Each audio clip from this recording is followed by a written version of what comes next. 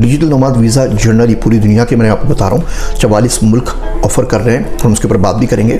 Digital नोमाद में पहली requirement तो ये होती है कि आप 3-4 हज़ार यूरो पर मंथ कमा रहे हो, यानी रिमोटली फाइवर से, अपवर्क से, किसी भी क्लाइंट से आप 3-4 हज़ार यूरो कम से कम कमा रहे हो। क्लाइंट के साथ आपका लॉन्ग टर्म कॉन्ट्रैक्ट हो तो क्लाइंट लिख के देखे हाँ ये बच्चा मेरे पास है और ये साल भर से काम कर रहा है और अगले 2 साल तक मुझे इसको निकालने का कोई मूड नहीं है, 1 साल तक निकालने का मूड नहीं है, प्रोजेक्ट कंटिन्यू है, साल चलेगा, 2 साल चलेगा, 3 साल चलेगा।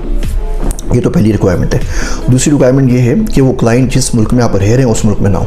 तो आप पाकिस्तान में हो तो वो क्लाइंट पाकिस्तान का ना हो, इंडिया में हो तो इंडिया का क्लाइंट ना हो, नेपाल में हो तो नेपाल का क्लाइंट ना हो, बांग्लादेश हो तो बांग्लादेश का क्लाइंट ना हो। और सबके वीज़ा रूल्स अलग अलग हैं। मैं क्योंकि पाकिस्तान के लिए स्पेसिफिकली वीडियोज़ बनाता हूँ तो पाकिस्तान की बात करता हूँ।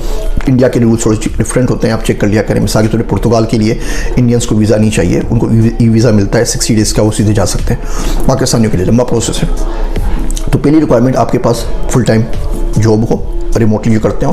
2-3-4 हज़ार यूरो हर कंट्री की अलग है। कोई 4 हज़ार बोलता है, कोई 2 हज़ार बोलता है, कोई 3 हज़ार बोलता है, कोई 3700 को बोलता है, कोई 3500 बोलता है। एस्टोनिया के लिए तकरीबन 4,500 हज़ार की है।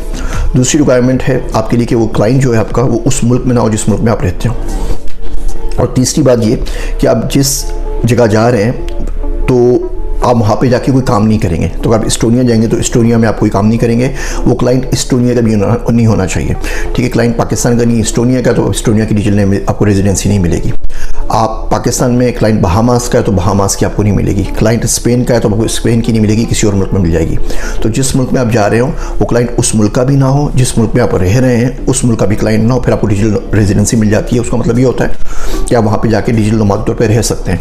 आप वहाँ घर लेंगे, खाएंगे पिएंगे एक अच्छी लाइफ के लिए, कि वहाँ से आपका पेपल बन जाएगा, वहाँ से आपका अकाउंट बन जाएगा, वहाँ से आपको बिजली गैस पानी के प्रॉब्लम नहीं होंगे, वहाँ सैलाब नहीं आ रहा होगा, वहाँ मौसम अच्छा होगा, वहाँ लाइफ स्टाइल अच्छा होगा, बीवी बच्चे साथ जाएंगे तो अच्छे स्कूलों में पढ़ सकेंगे। ये रीज़न होते हैं डिजिटल नोमाद के। ना क्लाइंट आपका उस मुल्क का नहीं होगा जहाँ से आप हैं और उस मुल्क का भी नहीं होगा जहाँ पे आप जा रहे हैं। तो डिजिटल नोमाद जो है ये बहुत काम का वीज़ा है। एस्टोनिया में आपने घूमना है, छोटा सा मुल्क है, सुकून से ज़िंदगी गुजारनी है। कहते हैं ना 3 में ना 13 में, ना रशिया की बाहर, ना अमेरिका की बाहर, ना पाकिस्तान की झटझट, ना इंडिया की बातें, ना चाइना की बातें, ना यूक्रेन की बातें, सुकून से बैठ के आराम से कर सकें।